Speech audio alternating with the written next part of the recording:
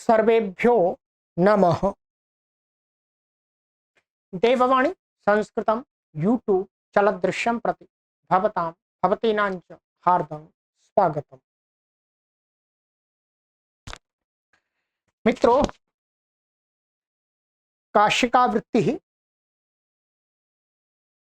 श्रीमद् जय है श्रीमद् वामन जयादित्य विरचिता द्वितीयोध्यायः द्वितीयः पादः। आज हमारा दूसरे अध्याय का द्वितीय पाद आरंभ हो रहा। एक पाद कंप्लीट हो गया है, ठीक है। बहुत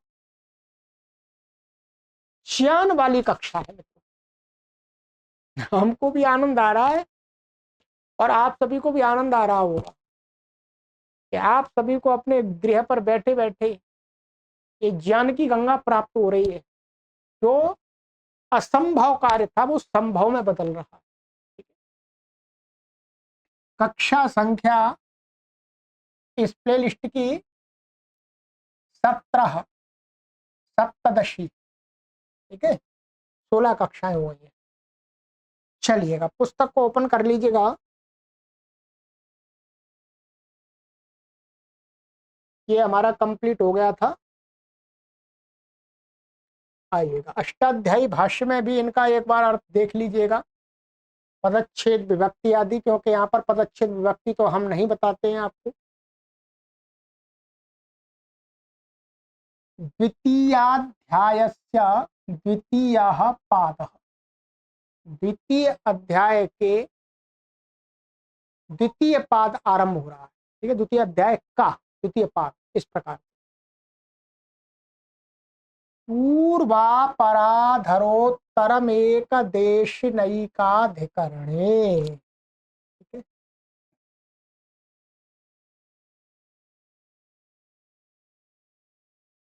कहते हैं कि पहले इसमें जो ये एक देशना शब्द है उसको बता रहे। अष्टाध्यायी भाष्य प्रथमावृत्ति में सभी बताएं समास आदि। तो एक देशना का अर्थ है एक देशो स्यास्तीत्येक देशी अवयवी, अर्थात एक देश है जिसका, एक देश माने एक अवयव है जिसका, उसको कहते हैं एक देशी अवयवी। तो अवयव किसका होगा? अवयवी का होगा। तो एक देशी जो शब्द है वो अवयवी को कह रहा है। क्या कह रहा है? अवयवी। अवयवी और अवयव तो आपको अच्छी प्रकार से समझ में आता होगा। जैसे शरीर क्या है? अवयवी। और ये अवयव है, ये अवयव है, ये अवयव है, ये सभी इस शरीर के अवयव। शरीर शब्द हो गया मानो अवयवी, अवयवीवाची। और जैसे हस्त, ये हो गया अवयववाची। तो ये हो गया। कहते तदवाचिना सुबंतेन, तद माने अवयवीवाची, अवयवी को कहने वाले। तदवाचिना सुबंतेन सह पूर्व अपर अधर उत्तर इत्येते शब्दाः सामर्थ्यात् एक देश वचनाः समस्यन्ते तत्पुरुषश्च समासो भवति। अभी और भी अर्थ है, ठीक है, इतना कर देते। अवयवी वाची सुबंतों के साथ, सुबंत के साथ में पूर्व शब्द हो अथवा अपर शब्द हो अथवा अधर शब्द अथवा उत्तर, ये शब्द कैसे हो जाएंगे? सामर्थ्य से अपने आप ही एक देश वचना है, एक देश माने अवयववाची बन जाएंगे। होगा अवयवीवाची, तो यही हो गया। तो ये अपने आप सामर्थ्य से अवयववाची बन जाएंगे, एक देशवाची। तो समास को प्राप्त होते हैं और वो तत्पुरुष समास होता है। अब इसमें एक चीज, एक शब्द का अर्थ रह गया, एकाधिकरणी। जो शर्त लगाई है, इतनी शर्त तो हो ही कि अवयवीवाची का पूर्व पर ये जो शब्द है अवयववाची, इनके साथ समास होगा और तत्पुरुष समास होगा। शर्त क्या कह रहे हैं, शर्त ये जोड़िए एकाधिकरण, उसको यहां पर ओपन करते हैं। एकाधिकरण ग्रहणम एक देशिनो विशेषण। जो यहाँ पर एकाधिकरण ये सप्तमी का ग्रहण है, परंतु ये वास्तव में इसका विशेषण है एक देशिना का। एकाधिकरण ग्रहणम, एकाधिकरण जो ग्रहण किया है वो एक देशिनो विशेषणम, एक देशी शब्द का विशेषण बने। विशेषण बनेगा तो क्या अर्थ होगा, एकम चेत अधिकरणम एक द्रव्यम एक देशी भवति। कहते हैं कि एकम चेत अधिकरणम माने अधिकरण एक ही होना चाहिए इसका, अर्थात एक द्रव्यम जो द्रव्यवाची है और उसका जो पूर्व अपर अधर उत्तर जो के द्वारा अवयव को कहा जाएगा, वो अवयव और अवयवी दोनों का अधिकरण एक ही होना चाहिए। ऐसा नहीं कि अवयवी कोई भी और अवयव किसी का हो, ऐसा नहीं, दोनों का अधिकरण माने अवयव जो अवयवी है उसी का अवयव होना चाहिए। ठीक है, एक देशी भवति, वो एक द्रव्य ही माने यदि अधिकरण एक द्रव्यम एक देशी माने जो अवयव और अवयवी एक देशी माने एक आधार वाले ही हो, उनका अधिकरण एक ही हो। ठीक है, ये हाथ है तो इस शरीर का ही हो, ऐसा नहीं ये हाथ हो गया अवयववाची और पशु का शरीर ले लिया हमने, उसके साथ नहीं होगा। तो कहते हैं ठीक है, ये समझ में आ गया, अभी और इसमें समझा देंगे। षष्ठी समासापवादोयम योगः। ये जो सूत्र बना रहे हैं भाई, क्यों बना रहे हैं, तो कहते हैं षष्ठी समास का अपवाद सूत्र है, क्योंकि यहाँ पर षष्ठी समास प्राप्त हो रहा था, अवयव और अवयवी अवयवी का काकी के संबंध लगता है, तो षष्ठी सूत्र से समास प्राप्त हो रहा था, उसका अवयव है।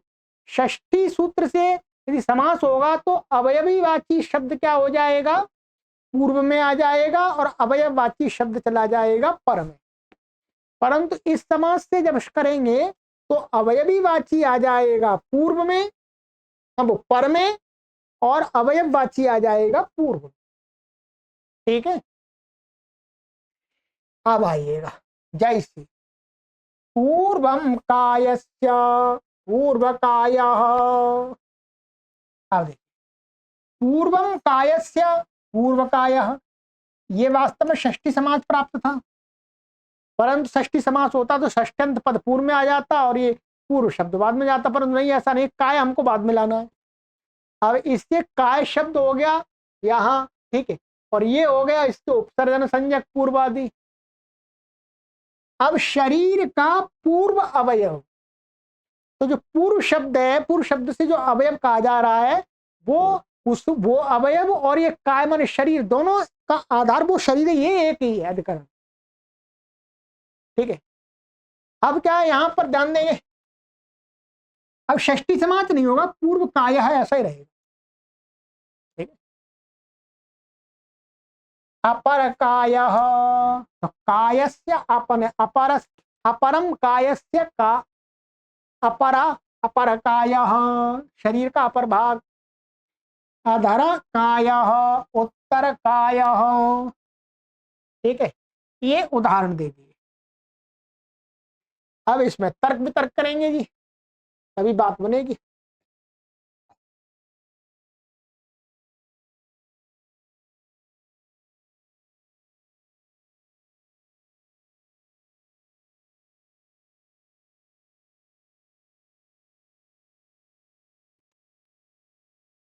तो कहते हैं कि एक देशिनेति किम,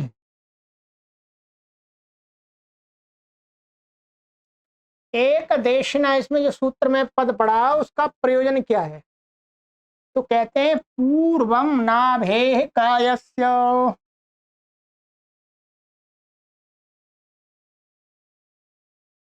है पूर्वम नाभे कायस्य, यहां पर इसका वाक्य का अर्थ है शरीर के नाभि से ऊपर का पूर्व का भाग। तो यहां पर पूर्व का नाभि के साथ में क्या है, नाभि के साथ में क्या है, समानाधिकरण, वो एकाधिकरण नहीं है। नाभि का अवयव पूर्ववाची नहीं बन रहा, पूर्ववाची किसका बन रहा है, काय का। ठीक है, इसका अर्थ क्या है, शरीर के नाभि से पूर्व का भाग, नाभि के पूर्व का भाग। तो नाभि के पूर्व का भाग नाभि का अवयव नहीं बन सकता है भाई। नाभि मानिएगा ये हमने नेबल कर दिया, नाभि इतने स्थान को, ये शरीर बना हुआ है मानिएगा, ये ऐसा शरीर कर दिया हमने, ठीक है, ये आदि बना दिया मैंने, ठीक है। अब मानिएगा ये है, ये नाभि यहाँ आएगी, यहाँ अब नाभि यहाँ आएगी, ठीक है, ये नाभि हो गया। ये नाभि इतने क्षेत्र का नाम है। अब इनका कहने का अर्थ है शरीर, ये शरीर है, शरीर के नाभि का पूर्व भाग, नाभि से पूर्व का इस भाग को बताना चाह रहे हैं। तो देखो नाभि, तो नाभि माने नाभि वास्तव में क्या है, स्थान का नाम नहीं, बीच सेंटर का नाम होता है नाभि, हम उसको स्थान नहीं कह सकते, ठीक है। तो इसका इसके साथ में समास नहीं हो सकता, क्योंकि इसका अवयव नहीं है, और ये इसका अवयव ही नहीं है, ठीक है। इसके साथ तो हो जाएगा, ये तो कर दिया, तो यहां पर नहीं होगा, ये दिखा दिया, क्योंकि ये एक देशीवाची नहीं है, नाभि का एक देशी नहीं है, नाभि एक देशी नहीं है इसका।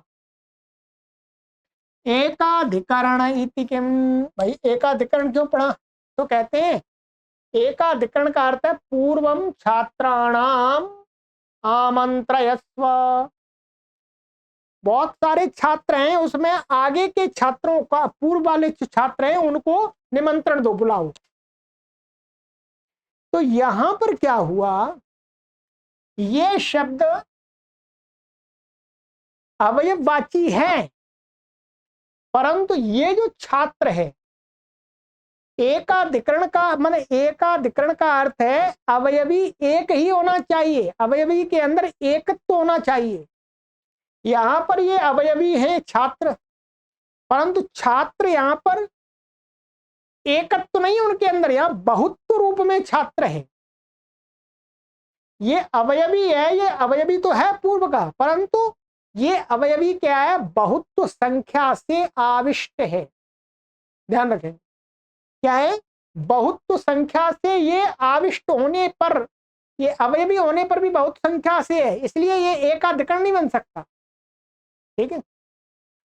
तो इसलिए एकाधिकरण यहाँ पर पूर्व के छात्रों का, और फिर जो सभी छात्र उनका अधिकरण एक नहीं है, क्योंकि छात्रों में से पूर्व वाले छात्र, इसलिए एक अधिकरण नहीं हुआ, ठीक। एक अधिकरण का यही अर्थ है कि अवयवी एक के अंदर एकत्व होना चाहिए, माने एक ही अवयवी होना चाहिए, बहुत सारे अवयवी नहीं होने चाहिए संख्या में।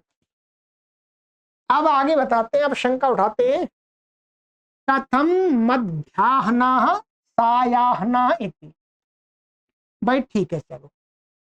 अब यहां पर मध्याह्न माने दिन का मध्य, दिन का साय, मध्य शब्द और साय शब्द अवयववाची है, एक देशवाची है, और अहन शब्द कैसा है, एक देशीवाची है। परंतु इस सूत्र में मध्य और साय शब्द पढ़े ही नहीं है, भाई पढ़े ही नहीं है, तो फिर ये समास कैसे हो गया, इनका समास तो ऐसा होना चाहिए था, इनमें षष्ठी समास होना चाहिए, षष्ठी होना चाहिए, अहनः मध्य, माने अहमध्य ऐसा होना चाहिए, माने मध्य शब्द बाद में आना चाहिए, अहन शब्द पूर्व में जाना चाहिए, परंतु नहीं, ऐसा प्रयोग हमें मिलता है मध्याह्न सायाह्न। तो इसमें समास किस सूत्र से होगा, ये तो करने ही करेगा, क्योंकि इसमें तो ये पड़े हुए उत्तर पूर्व अपर अधर सारी शर्त घट रही हैं, ये एक देशीवाची है और ये एक देशवाची है, घट रहा है, कोई दिक्कत नहीं है, एकाधिकरण भी है, परंतु समास तो नहीं प्राप्त हो रहा। फिर ये कैसे हो रहा है? तो कहते हैं एक सूत्र है, संख्या विषय पूर्वस्या नास्यान्यत से इत्यादि सूत्र है 6-3-110। ठीक है, ये क्या करता है, ये अहन शब्द को अहन आदेश करता है। 6वें अध्याय के तृतीय पाद का 110वां, ये कहता है संख्या वी, संख्यावाची शब्द और वी और साय ये पूर्व में हो और आहन शब्द बाद में हो और गी विभक्ति परे हो सप्तमी का, तो उस आहन को वो आहन शब्द के स्थान में आहन आदेश होता है। तो कहते हैं कि भाई इस सूत्र में यहां पर ये साय पड़ा हुआ है, साय का अर्थ साय है, ठीक है, साय, साय के साथ में साय से उत्तर अहन तो मिलेगा ही नहीं कभी, यदि ये इस सूत्र से समास नहीं होता, और साय से उत्तर अहन शब्द का होगा ही नहीं प्रयोग, षष्ठी करेंगे तो साय बाद में जाएगा, अहन पूर्व में आएगा, तो ये सूत्र फिर कैसे काम करेगा, ये तो व्यर्थ हो रहा है। इससे ये ज्ञापित होता है कि अहन शब्द एक देशी का एक देशवाची एकाधिकरण के साथ में समास हो जाता है, कोई भी शब्द हो। अहन शब्द का जो एक देशवाची है, माने एक देशी है, एकाधिकरणवाची है, तो उसका यहां पर माने वो सभी शब्दों के साथ में समास को प्राप्त हो जाता है, इसलिए साय के साथ में भी समास हो जाता है, इससे ज्ञापित होता है। ठीक है, इससे ज्ञापित होकर के फिर इसी सूत्र से कर लेंगे कि भाई यहां पर नियम ये निकल गया कि अहन शब्द का इतने ही शब्दों के साथ में नहीं होता, इनसे अतिरिक्त दूसरे शब्दों के साथ में भी हो जाता है, इससे ज्ञापित हो रहा है। ठीक है, तो इसलिए मध्य के साथ में भी हो गया, साय के साथ में भी हो गया, इसी सूत्र से हो गया आप। ठीक, इति ज्ञापकात् सर्वेण एक देश शब्देन अहनः समासो भवति, इस ज्ञापक से ही सभी एक देशवाची शब्दों के साथ में अहन का समास हो जाएगा, इनके साथ में भी हो जाएगा, अपर अधर उत्तर पूर्व के साथ में भी हो जाएगा, जैसे पूर्वाहण प्रयोग बनता है, ऐसा क्या है पूर्वाहण, ये ऐसा प्रयोग बनता है पूर्वाहण। ठीक है,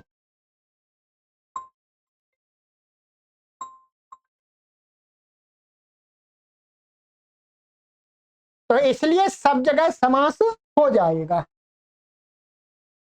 ये पूरा आपको समझ में आना चाहिए। अधिकतर तो अष्टाध्यायी भाष्य में आपको समझा दिया मैंने, बाकी कुछ शंका और समाधान वाली जो बातें हैं वो यहाँ पर क्लियर हो गई। ठीक है, चलिए अब आगे का सूत्र लेते हैं। अब आपको ऊपर वाला समझ में आ गया तो आगे वाले जल्दी से आ जाएं, कोई दिक्कत नहीं है। अर्धम नपुंसकम एक देश नैकाधिकरण इति वर्तते, इसकी अनुवृत्ति आ रही है। ठीक है, सामा प्रविभागोर्ध शब्दो नपुंसकम आविष्टलिंग तस्येदम ग्रहणम, कहते हैं सम प्रविभागे माने समान भाग में, समान आधे भाग के कहने में अर्ध शब्द क्या है, नपुंसक लिंग आविष्टलिंग, माने नपुंसक लिंग में विशिष्ट में प्रयोग होता है। यदि अर्ध शब्द तीनों लिंगों में प्रयोग हो जाएगा, पर जब नपुंसक लिंग में होता है तो उसका अर्थ होता है फिक्स आधा। ठीक है, तस्येदम ग्रहणम, उसी का ग्रहण है नपुंसक लिंग का। ठीक है, नपुंसकम ये पढ़ दिया। अर्धम इति तत् नपुंसकम एक देश नैकाधिकरणेन समस्यते तत्पुरुषश्च समासो भवति। ठीक है, ये कहते हैं कि अर्धम एतत्, अर्धम ये नपुंसकलिंगवाची शब्द एक देशी, एक देश अवयवी वाची एक अधिकरणवाची शब्द के साथ में समास को प्राप्त होता है, वो तत्पुरुष समास होता है। षष्ठी समास अपवादो अयम योगा, ये भी षष्ठी सूत्र का अपवाद ही है। ठीक है।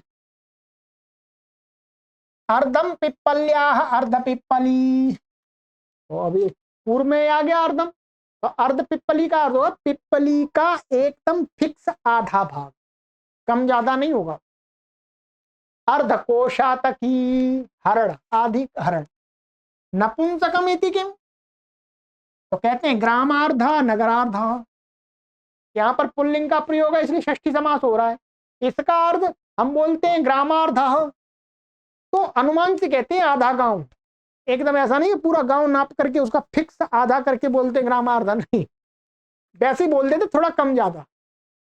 ऐसे नगरार्ध, आधे नगर में, भाई आधे नगर में शोर हो रहा है, तो आधे नगर में मतलब लगभग आधे में।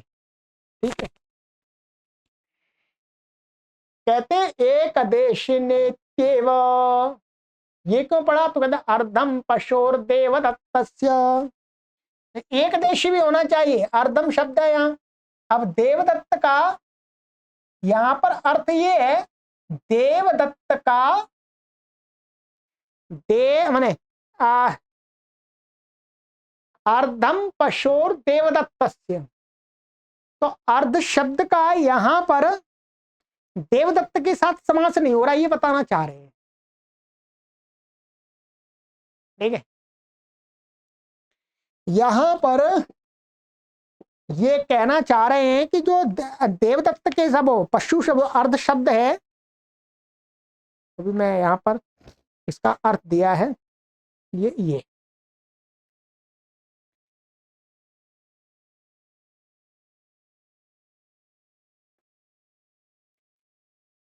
कि देवदत्त के पशु का आधा भाग, यहां पर ऐसा प्रत्युदाहरण बनाया है कि अर्धम शब्द का संबंध देवदत्त के साथ में नहीं है। देवदत्त के पशु का आधा भाग, पशु के साथ में तो है, पशु के साथ में तो है, पशु के साथ में तो हो जाएगा समास, परंतु यहां पर यह दिखाना चाह रहे हैं कि अर्धम देवदत्त पशुर देवदत्त, देवदत्त का संबंध किसके साथ में, पशु के साथ में है।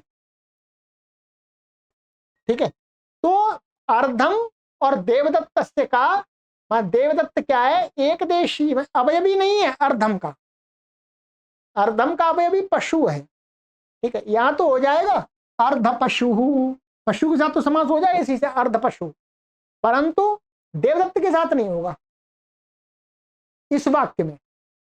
देवदत्त का आधा कहना होगा तो देवदत्त के साथ में भी हो जाएगा अर्ध देवदत्त। देवदत्तेन सह समासो न भवति, अब बता दिया देवदत्त के साथ समास नहीं होता। एकाधिकरण इत्येव, एकाधिकरण होना चाहिए, जैसे अर्धम पिप्पली नाम, ये भी ध्यान देंगे, पिप्पली नाम बहुत सारी पिप्पलियां, उनका आधा नहीं चलेगा। अवयवी एक नहीं है यहां पर, अवयवी अनेक हैं, अवयवी एक ही होना चाहिए, ये पहले भी समझ लिया आपने। अब भी जैसे छात्राणाम के साथ में नहीं हुआ, वैसे ही पिप्पली बहुत सारी है, यहां पर पिप्पली एक होनी चाहिए।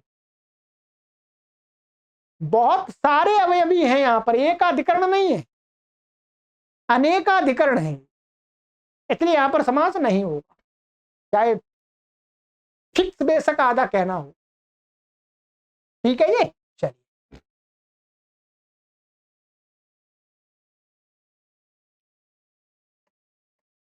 द्वितीय तृतीय चतुर्थ तुर्याण्यन्यतरस्याम एक देश नैकाधिकरण इति वर्तते, उसकी अनुवृत्ति आ रही है। षष्ठी समासापवादो अयम योगः, ये भी षष्ठी समास का अपवाद है। ठीक है जी। अन्यतरस्याम ग्रहणात् सोपि षष्ठी समासो भवति, अन्यतरस्याम कह दिया है तो विकल्प से षष्ठी भी हो जाएगा जी, और महाविभाषा से विग्रह वाक्य भी रह जाएगा। कहते हैं परंतु पूर्ण गुण सोहिता सदव्यतव्य समानाधिकरणेन इति प्रतिषेधश्चातो एवं अन्यतरस्याम ग्रहणा सामर्थ्यान्न प्रवर्तते। इसमें जो शब्द पढ़े द्वितीय तृतीय चतुर्थ, चतुर्थ ये शब्द, ये क्या है? पूर्ण प्रत्यांत है। पूर्ण प्रत्यांत का वास्तव में षष्ठी का निषेध किया है। पूर्ण प्रत्यांतों का षष्ठंत पद के साथ समास नहीं होता है इस सूत्र से, आगे पढ़ेंगे। तो भाई कहते हैं यहां पर निषेध क्यों नहीं होगा? तो कहते हैं नहीं, मन षष्ठी सूत्र से, षष्ठी सूत्र का ये अपवाद है, तो षष्ठी सूत्र से आप कह रहे हैं षष्ठी समास हो जाएगा, तो भाई इससे निषेध क्यों नहीं होगा उससे इनका? तो कहते हैं इति प्रतिषेधा, जो ये इससे प्रतिषेध किया है, अतः इसलिए ही अन्य तरस्याम ग्रहण सामर्थ्य, इसमें अन्य तरस्याम पड़ा हुआ है जी। भाई यदि षष्ठी सूत्र का इन पूर्ण प्रत्यांतों के साथ में समास का निषेध हो जावे, इन पूर्ण प्रत्यांत और भी शब्द हैं, तो फिर ये विकल्प ग्रहण तो बेकार हो गया। विकल्प ग्रहण बेकार हो गया, क्योंकि ऐसा ही कह देते द्वितीय तृतीय चतुर्थ तुर्याणी, बस इनका ये समास हो जाता, षष्ठी का वो अपने आप निषेध कर देता, तो अन्य तरस्याम ग्रहण करना बेकार हो रहा है। तो कहते हैं अन्य तरस्याम ग्रहण सामर्थ्य से न प्रवर्तते, निषेध षष्ठी समास का निषेध नहीं कर पाएगा। जब षष्ठी सूत्र से इनके साथ समास होगा तो पूर्ण प्रत्यांत मान करके निषेध नहीं होगा, क्योंकि अन्य तरस्याम पड़ा हुआ है। इस बात को समझ लीजिए। द्वितीयादीनि शब्द रूपाण्येकदेश नैकाधिकरणेन सहान्यतरस्याम समस्यन्ते तत्पुरुषश्च समासो भवति। कह रहे हैं कि द्वितीयादि जो शब्द हैं वो एकदेशी एकाधिकरणवाची अवयवी के साथ में विकल्प से समास को प्राप्त होते हैं और वो तत्पुरुष समास होता है। सरल है, कठिन नहीं है।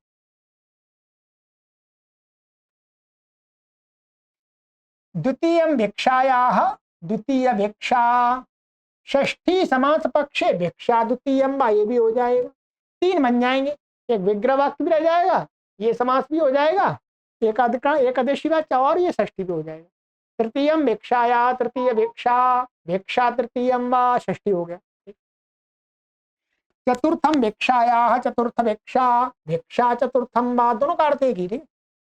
तुरीयम भिक्षाया, तुरीय भिक्षा, भिक्षा तुरीयम वा, तुरीयम है, ठीक है। भिक्षा तुरीयम, एक तुरीयम है, यहाँ पर आपको नहीं दिख रहा हो तो देख लीजिएगा। कहते हैं तुरीय शब्द स्यापिष्यते, भाई तुरीय के अलावा तुरीय शब्द का भी समास इष्ट है, वो तो कहा नहीं है। तो कहते हैं तुरीयम भिक्षाया, तुरीय भिक्षा, भिक्षा तुरीयम वा, ये भी हो जाता है, ठीक है। ये क्या है, यहां पर ये मेरे पास दूसरी काशिका है, उसमें इसको वार्तिक बना दिया, इसमें वार्तिक इन्होंने नहीं माना है, और वार्तिक रूप में ये जिसको स्वीकार करना चाहिए, ठीक है। तो ये हो गया एक देशी नेत्येव, एक देशीवाची के साथ ही होता है, जैसे द्वितीयम भिक्षाया भिक्षुकस्य। अब क्या है, द्वितीयम का इस षष्ठंत के साथ भिक्षुक के साथ समास नहीं होगा, क्योंकि ये क्या है, ये अवयवी इस अवयवी का ये अवयव नहीं है, ये तो भिक्षा का अवयव है। ये दिखाना चाह रहे हैं कि भिक्षुक का इसके साथ समास नहीं होगा, ये अवयवी अलग है और ये अवयव अलग है। ये अवयव किसका है, इसका अवयवी ये है, तो इसके साथ तो हो ही जाता है, तो इसके साथ नहीं हुआ, ये लाभ हो गया। एकाधिकरण इत्येव, एकाधिकरण ही होना चाहिए। द्वितीयम भिक्षाणाम, अब यहाँ भिक्षाणाम क्या, बहुत सारी भिक्षा हो गई, तो बहुत तो संख्या हो गई, एक ही भिक्षा होनी चाहिए, एकाधिकरण, ठीक है। तो यहां पर नहीं होगा। अब यहां पर ध्यान देंगे, यहां पर षष्ठी समास तो हो जाएगा, यहां षष्ठी तो हो जाएगा, पर नहीं, षष्ठी भी नहीं होगा, क्योंकि यहां पर षष्ठी का यह निषेध कर देगा, जहां पर ये प्राप्त है वहां तो नहीं निषेध कर पाएगा, पर अन्यत्र तो षष्ठी का ये निषेध कर देगा, तो यहां पर षष्ठी भी नहीं होगा। ठीक है, भिक्षा द्वितीय बनेगा ही नहीं। चलिएगा, इस प्रकरण से संबंधित ये एक सूत्र और है। ठीक है, एक मिनट, नहीं अब तो इतना हो गया, एकाधिकरण वाला हो गया, इतना ही पढ़ते हैं। ठीक है, अब ये आगे आ रहा है, ये जो एक देश नई का अधिकरण इति निवृत्तम, ये 3 सूत्र आप अच्छी प्रकार से समझ लीजिएगा। अब सरल आ गया है, वैसे जल्दी जल्दी चल जाएगा। ठीक है, चलिएगा इतना ही करते हैं। आपका समय मैंने कोई भी बिल्कुल 30 मिनट आपको लगातार पढ़ाया है। 30 मिनट में काफी होता है लगातार पढ़ाना, बिना किसी गपशप के। गपशप से तो 1-2 घंटे भी लगा सकते हैं। ठीक, गपशप तो कर नहीं सकते आपसे। चलिए, सर्वेभ्यो नमः।